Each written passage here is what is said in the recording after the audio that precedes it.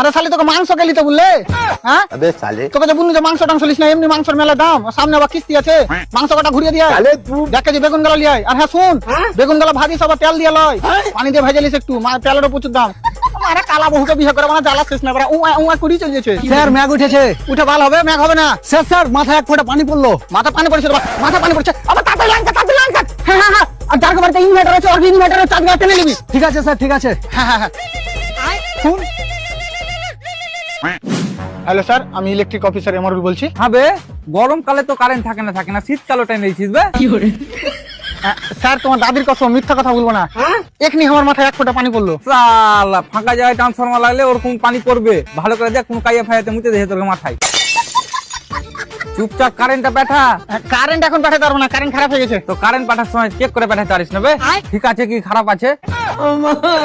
আবে কারেন্ট কি দেখতে পাওয়া যাবে যে দেখবো ঠিক আছে কি খারাপ আছে? তুই এক কাজ কর, কি? আমার কারেন্টটা হলুদ কালারের মানে অন্তত আসবে যাবে তখন তো দেখতে পাবো।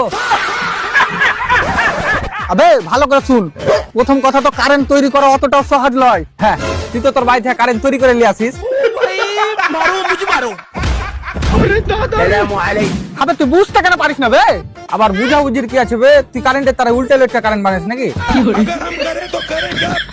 দাদা আমাকে ক্ষমা করো, এই লাভার কাজ করতে আসি একমাত্র আমার বহুর ওষুধ কিনার লেগে। বেচারি কথাবার্তা বলতে পারে না, নাহলে বালের কাজে মুখে মুখে দিতাম আমি। তোর বউ কথা বলতে পারে না?